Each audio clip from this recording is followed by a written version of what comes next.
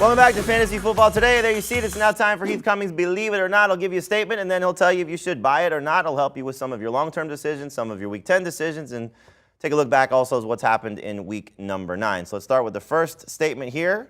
Believe it or not, Tua Tagovailoa is a top 5 quarterback rest of season. I do believe it. He is number 6 on the season right now per game, and that includes a game where he only played 25 snaps and then left with a concussion. He has been 27.7 fantasy points per game since he returned from that, leads the NFL in yards per attempt, touchdown rate, passer rating.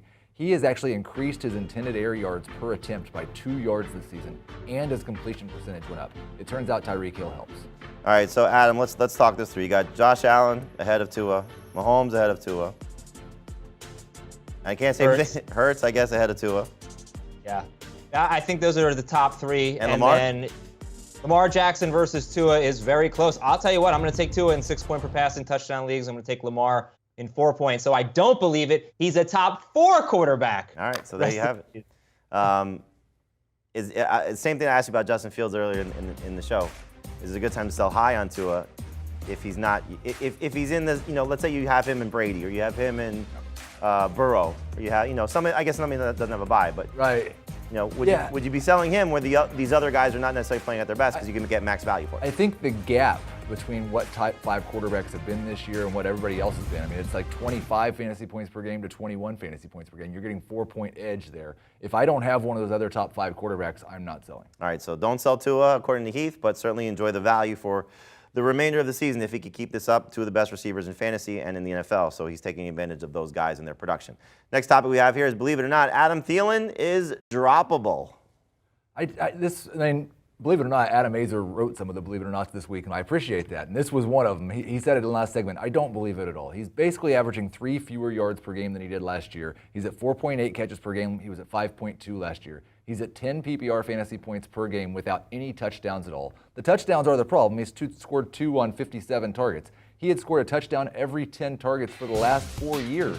I'm not saying he's going to do that again, because nobody does that except for Mike Evans.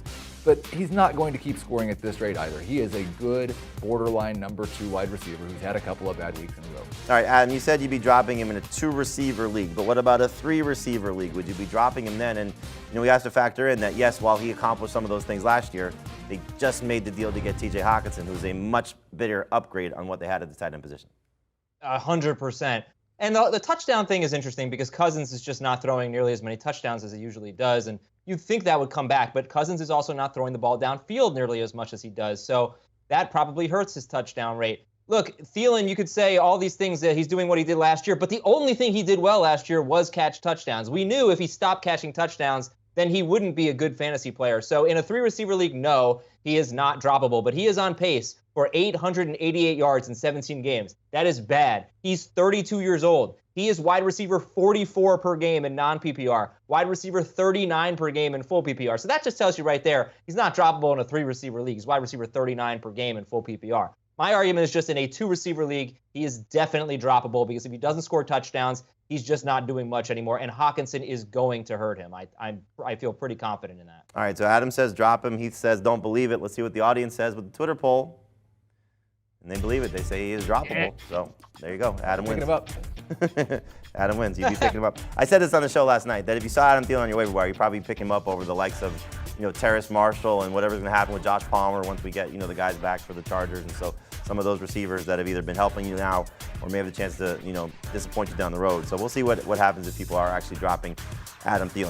All right, next topic. We know this receiver's in a little bit better standing. So believe it or not, you should buy high on Christian Kirk. If what that means is you're buying him at a peak value as opposed to when we typically talk about buy low when a guy has been struggling a little bit. So Kirk coming off a big game, decent stretch of games, 2 of his last 3, and you're saying this is maybe a time to buy high or not to buy high? I would buy high on him. Yeah, I think that bad stretch is very explainable when you look at the fantasy points allowed to wide receivers this season and see he went 5 consecutive weeks basically playing top 5 defenses. Now he plays against the Raiders. He has a fantastic game. The start of the season, he was the clear number 1. I expect he'll be the clear number 1 in his next 3 games. Number 1 in Jacksonville. Yes, Chiefs, Ravens, Lions. I think he might be a high-end number 2. All right, Adam, I think this was one of your topics that you gave him, so I'm going to guess you believe it to buy high on Christian Kirk. Well, I do, and the matchups are really important, and he actually just scored the most fantasy points of any wide receiver against the Raiders all year, and they struggle a little bit with the slot. So you look at his next 4 opponents, they're all 25th or worse against wide receivers. 3 of those 4 opponents are 23rd or worse when it comes to yards allowed out of the slot to wide receivers. So I'm seeing some great matchups coming up for Christian Kirk. And yes, I think you should buy high. Believe it. All right. Heath believes it. Adam believes it. Does the audience believe it as well? Let's check the Twitter poll and see what they say. They don't believe it. I guess the question is like, all right, so, I have to ask you the question. What would you give up to get Christian Kirk? Well, I said top 15 wide receiver, so I'd rather have him than DK Metcalf. Okay. Chris Godwin? It's going to be hard. I probably should because I've got so much Chris Godwin. It'd be nice to get a little bit of Christian Kirk. So, yeah, I think they're really close. They'd be right in the same neighborhood, yes. And you said you would take him over Alan Lazard as well. Adam said you would take Lazard. So we'll see what happens there. Good time to get Christian Kirk on your fantasy team. If you have him, enjoy what should be a nice stretch coming up in terms of quality production. Last Believe It or Not topic for today is, believe it or not, D'Onta Foreman is still a reliable fantasy starter. We're going to say yes, and we're going to say the asterisk 1 week. It's the Atlanta Falcons. They're at home. It's a short week. We don't know if Chuba Hubbard's 100% still. He just gave you back-to-back 118-yard games. We saw him have a great stretch at the end of last year. We can deal with one bad game. Start him this week. We'll talk about that after that. And Adam, you had him as one of your losers for week number 9, understandably so, looking at the way he performed, 7 carries for 23 yards. The work in the passing game we know is going to be most likely minimal, Hubbard or not. So do you believe this as well? 1 week, still a reliable starter, or even maybe not that much? Or do you take it a step further and say he will be a reliable starter rest of the season?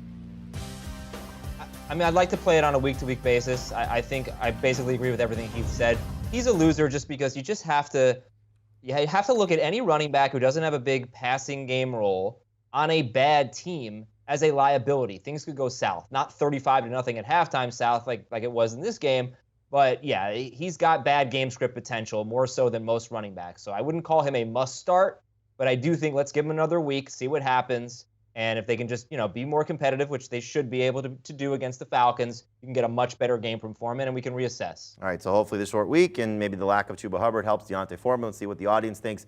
Do they believe it, that he is still a reliable starter? They do not.